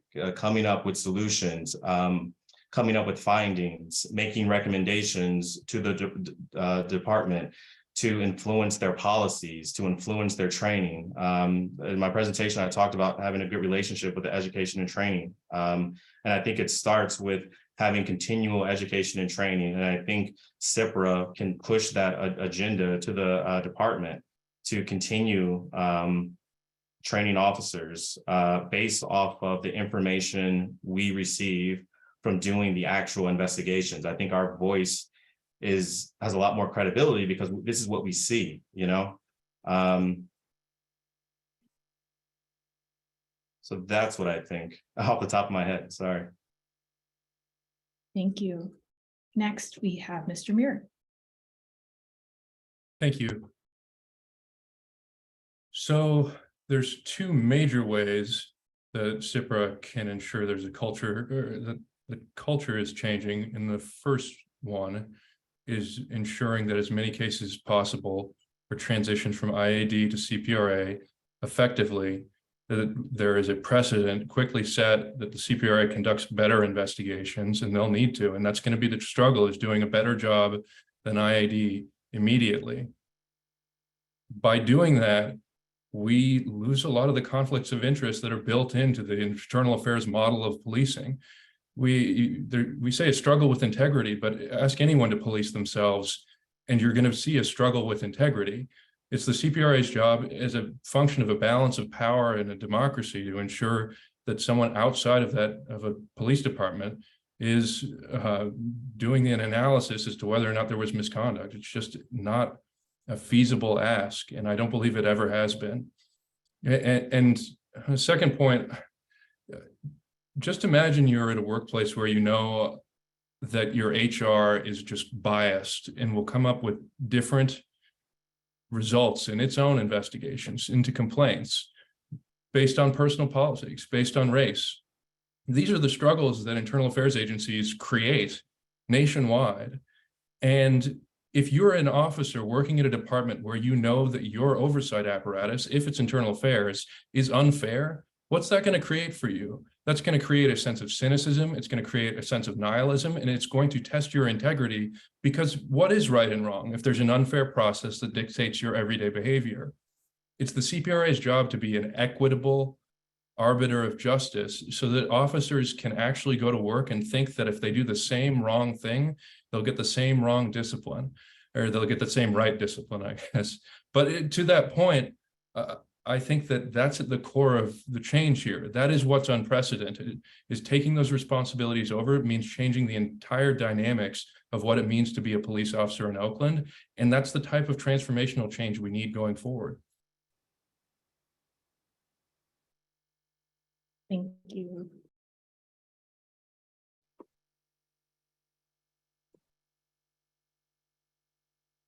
Madam Chair, would you like to read the second question? Yes. Please give an example of a conflict you have experienced with a department you have been tasked with overseeing. And this question is anonymous, or else I would have let you know who would ask. How did you manage this conflict? How would you manage conflicts, especially around access and transparency in your relationship with OP? Thank you. And the first to answer this question will be Mr. White.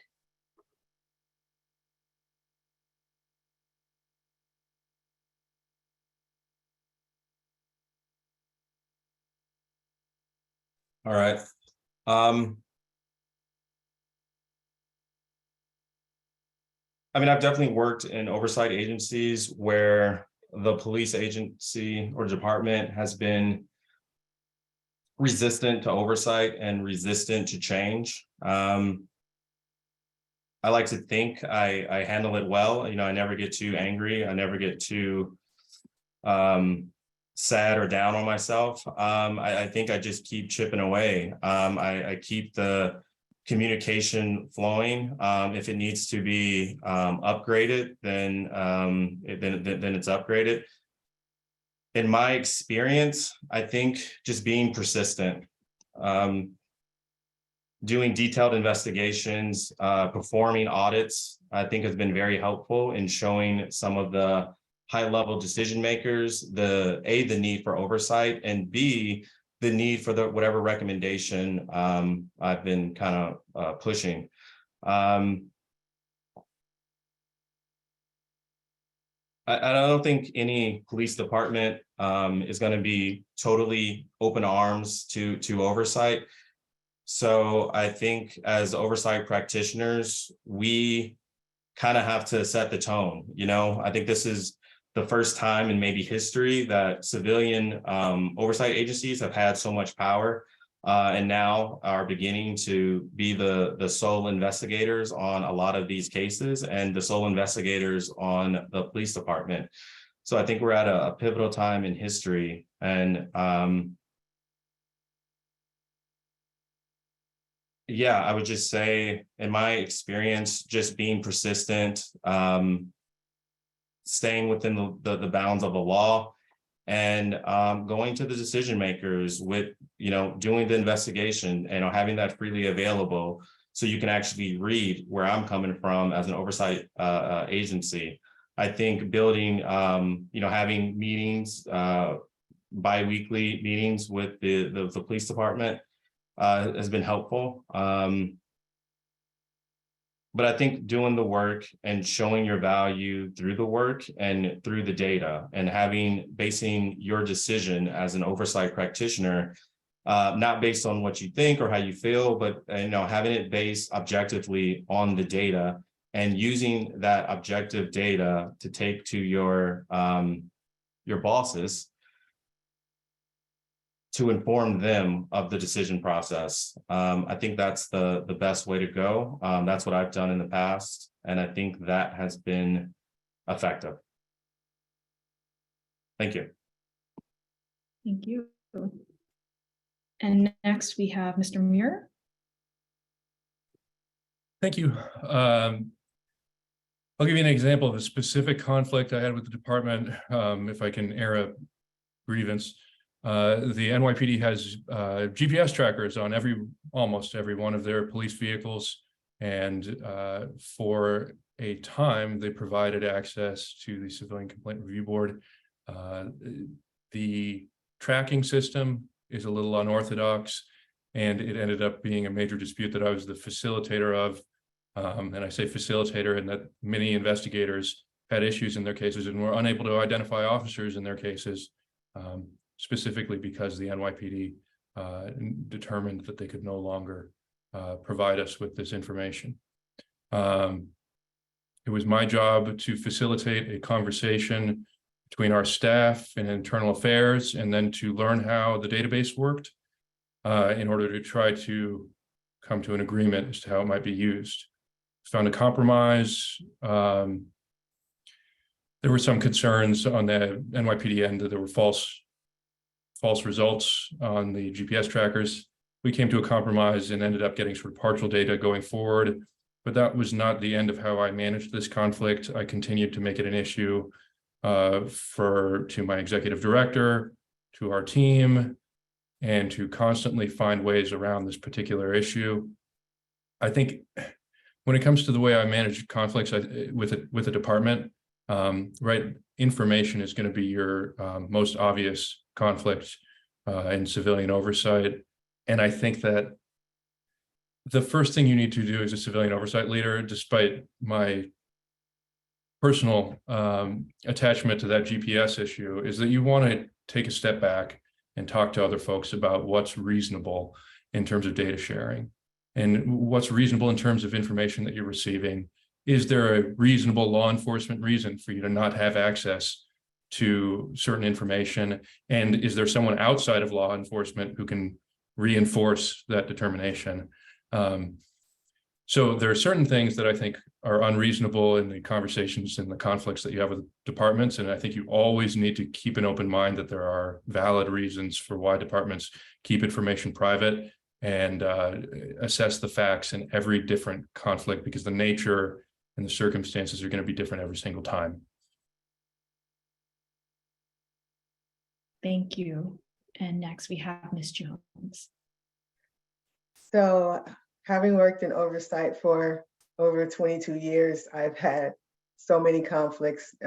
It's difficult to pinpoint any particular ones. I mean, as an investigator, as reviewing investigation and as leading investigative team, you're obviously going to have disagreement with members of the department who believe that your questioning is wrong, that they don't like the way that you've handled certain situations, they don't like your findings, they don't like your decisions. So there's often conflicts in that sense. But I'll bring it to being the interim executive director for CPRA.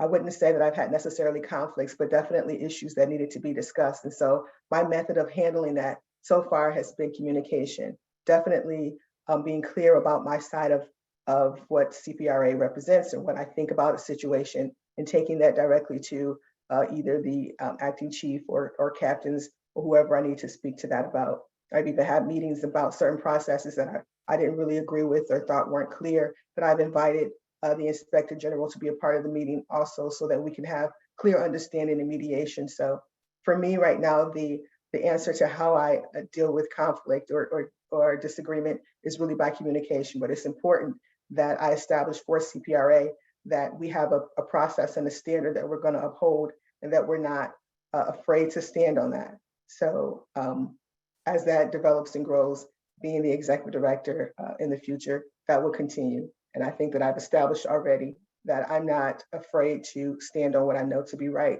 for civilian oversight. Thank you. So our last question is from community member Millie Cleveland, and you can use this as your closing remarks as well. What is your understanding about the history of CPRA? And with that understanding, what makes you uniquely qualified to move the agency forward?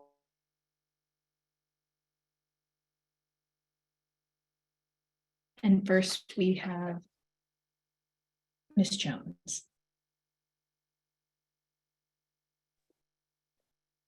So as I was preparing, doing research to create the SOP for CPRA, definitely looked into a lot about the history. And as a matter of fact, the first couple of pages does have a lot about the history of the CPRB, the Citizens Police Review Board, as it originated and changed into the CPRA.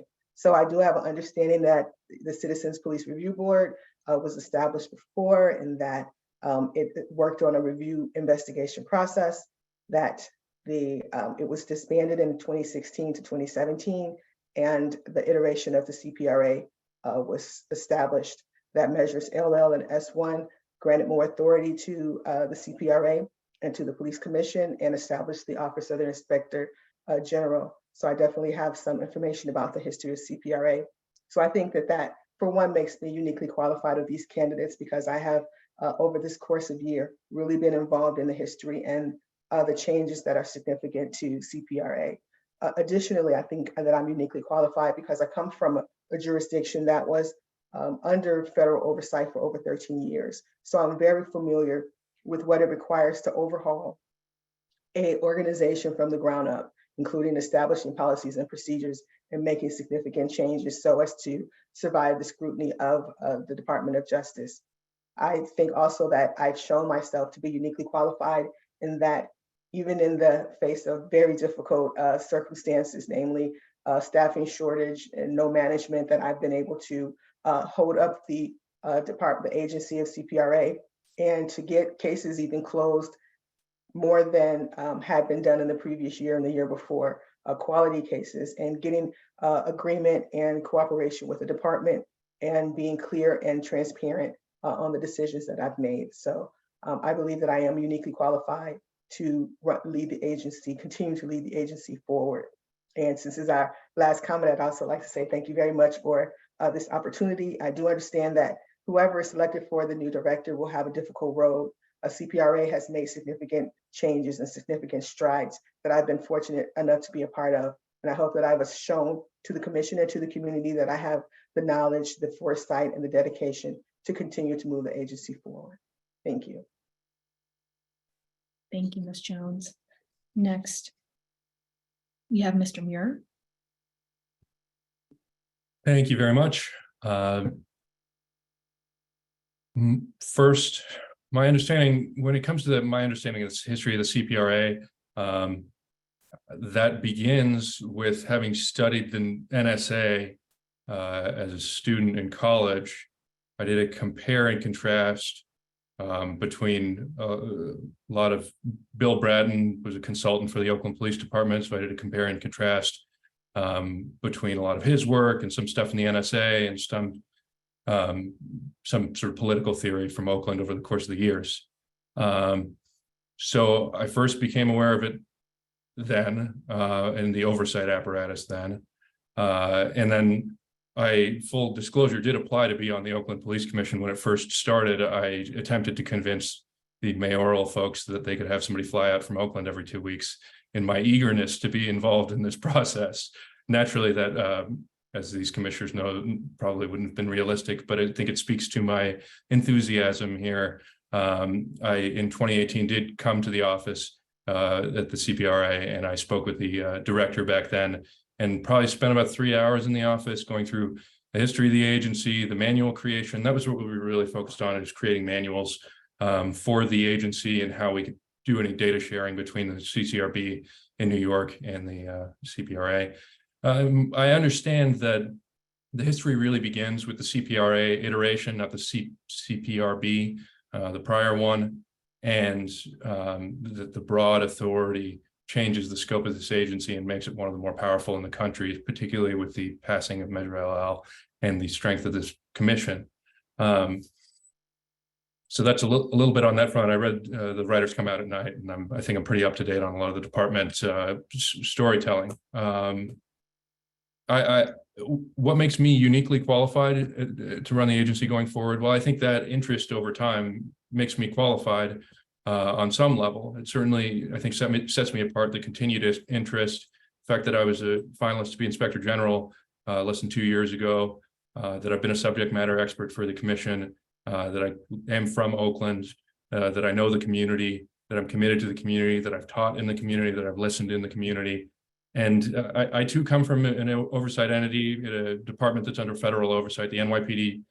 The stop and frisk case in the federal monitor is still ongoing. Our data at our agency is used for the monitoring team in order to demonstrate that stop and frisk is happening less. And beyond that, I think, as I said before in my presentation, I was a supervising investigator at the biggest oversight entity in the United States. And this agency is about to scale in a way that has never happened before. And what makes me uniquely qualified is that I know what it's like to be at an agency of 200 people and to supervise people at an agency of 200 people when there's chaos abound. There's the New York City press, there's changing jurisdictions, there's a police officer runs for mayor and changes everything. I've been through the dynamic changing there, and I look forward to serving the city in this capacity. Thank you. Apologies to have to cut you off at 3 minutes, but Understood. And Mr. White. Okay, I'm ready. Great, whenever you're ready. So my understanding of the history is it kind of got started with the NSA agreement. And I think the writers had a lot to do with that. And then CPRB came along and CPRA to do parallel investigations with the police department. And now we're moving into a model where the Civilian Oversight Agency wants to take over most or all of the responsibilities of IAD. I think I'm uniquely qualified because in Sacramento, I kind of started the investigative agency, the oversight investigative agency from the ground up. When I first got to SAC, there were no real cases, there was no real resources, there were no policies, there were no procedures, and I had to kind of go about creating that and go about creating the change and educating officers, the police department on what actual civilian oversight is. In SAC, I do all the investigations for the officer involved shootings, the serious bodily injuries, and about 80% of the misconduct cases. I have a long history in investigations and in oversight. I was a part of COPA, the first class there. I investigated just about every case you can possibly investigate. COPA's authority and their jurisdiction is huge. I've had cases that were involved with a CNN 6-part documentary series. I had cases that made the news, that made the newspaper. I've fielded phone calls from reporters for the cases that I've worked on. So yeah, I mean, I too know about chaos. And I am not from California. I'm not from Oakland, so I don't have that. I am from Chicago, so I do know about the struggles Chicago has had with police officers and police brutality. You know, I was a practicing attorney, and I kind of quit my job to be a part of COPA and be a part of the change and be a part of history and be a part of something that, you know, I feel passionate about. So I may not have that history with Oakland. However, I think coming as an outsider, being able to connect with people, being able to talk to people and learning their story from their words and from the people who actually lived it, I think that gives me, you know, a different perspective. You know, I have the experience. I've not lived in Oakland. I do like visiting Oakland. It's one of my favorite cities in California. But yeah, I think my history makes me qualified. And as far as the history of Oakland, I am so proud of what Oakland is going to do and going to accomplish. I think that this is the best oversight model having. Oh, am I over? Thank you. Yeah, just about. Thank you so much. You went over a few seconds. I was just about to cut you off. Thank you. Okay, thank you. So we are drawing to an end of this public forum. And I'd like to thank all of our applicants, finalists, community members, and the staff searches ad hoc for all your hard work in making tonight happen. Vice Chair Jordan, Commissioner Howell, anything you'd like to add before we adjourn? Yes, thank you.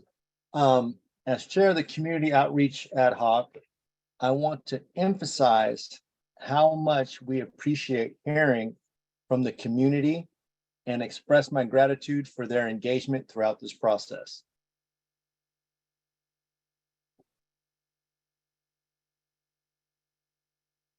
Vice Chair.